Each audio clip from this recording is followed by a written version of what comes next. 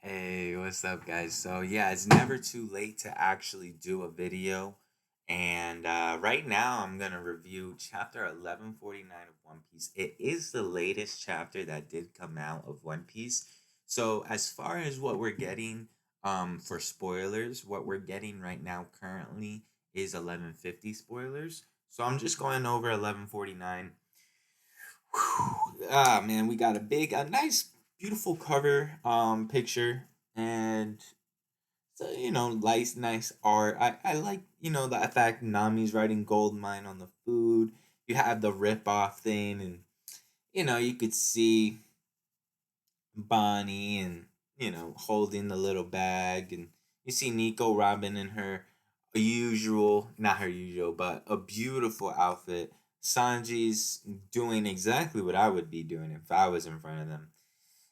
But it's just a beautiful scene, and then no, but we're gonna cut right into it. So in the very first page of 1149, the chapter is called 1 Second, and yeah, we're seeing in the very first second of this page, of this chapter, Nami says, "Oh," and the rest of the crew is saying, "What?" We're seeing who is that, and it's Scopper Gaban, the man that we know that cut down Summers. Summers is screaming "Gah" as Usopp is looking on. He says, "It worked on him. How? What did he do?" Well, Scopper, as typical old fashioned would, an old man would, says, "I'm rusty."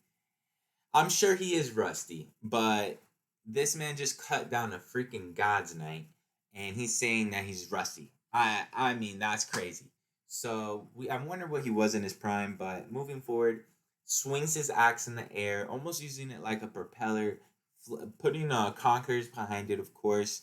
And we have Summers trying to hit back with Thorn's Salutation. Doesn't work. I mean, it does cause some pain. We can see it on Scopper. Um, we see Summer saying, "Mountain Eater, what are you doing in Elbaf?" And Scopper's responding, "Let's not get bogged down with boring questions." Well, they get back into the fight. What? You met him at the castle. This is where the crew's talking to each other now. Yeah, he was totally pushing Luffy and Zoro around. That's kind of crazy. He really wasn't totally pushing them around. I think Nami,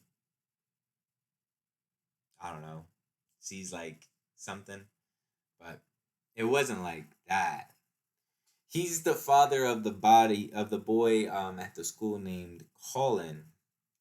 All right, so now we're getting little pieces together. That old man, is he? If I don't mishear, he might be Scopper Gaban. He's the left arm of the king of the pirates, the counterpart to Rayleigh. What's he doing in the land of giants? His attacks are doing damage. How? Chopper's wondering. Great, great to see from Chopper. Great to see the crew talk. Get a little bit more dialogue with them. I can't move, Robin's saying, but I can still help from a distance. Jinbei's being Uncle Jinbei. Don't do it, Robin. He uses thorns of iron. Your hand to hand blows aren't suited for fighting him. Thorn Hunt and Crimson Lotus Hell. But Summers is really trying to throw out all of his best moves. It really comes down to, yeah, hockey beats Devil Fruit. And if you have stronger hockey, you can win in the fight. So watch your step. There's no safe passage. Listen, I'm in a hurry. Come on then. And we're seeing, oh my gosh, in the very next panel, bam! Scoffer hits him with Axe Symphony, cuts him in half. Look out! And we're seeing. I'm coming, Colin. He beat him. Where you going, Chopper? Oh, ouch, ouch. How was he able to slice up a guy who's immortal? That's got to be a crucial secret. So it's a lot of things that we don't know and that we want to know and figure out. But then, good, well done. Boom, you have proven yourself obedient. That's all we needed to see. I'll take care of the other building. No, look at it burn, the library. No, it's not your fault, Chief Jarwell.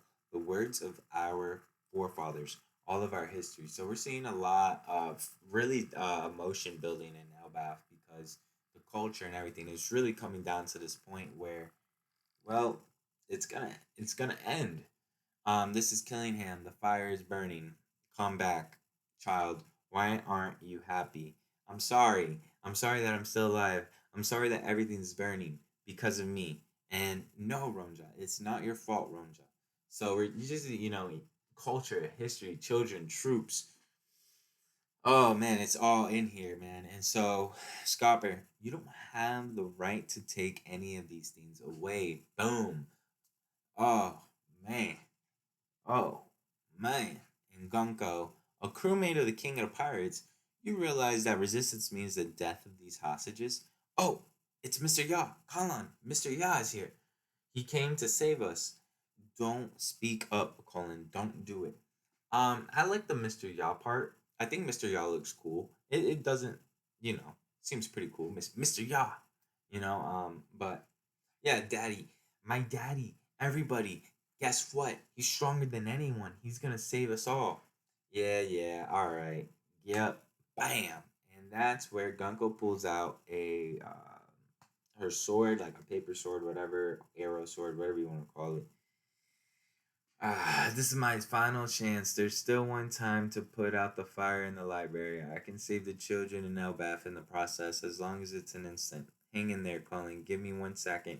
You're a big, strong boy now. Okay, Daddy. Be strong. If you get hurt, I'll make sure you survive. I'm a warrior, so beat this creep. A life once lost will never return. Look out, Colin. Tough, yo. Tough, yo. Tough, yo.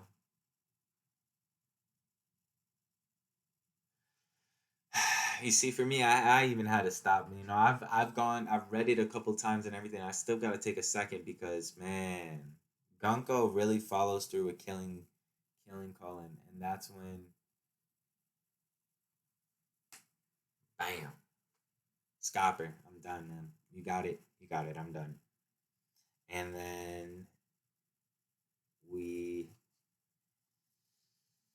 see a moment where it seems like a father son moment that almost connects Gunko to a memory that she almost forgot with Brooke, with a daughter son moment. And I do wonder if, because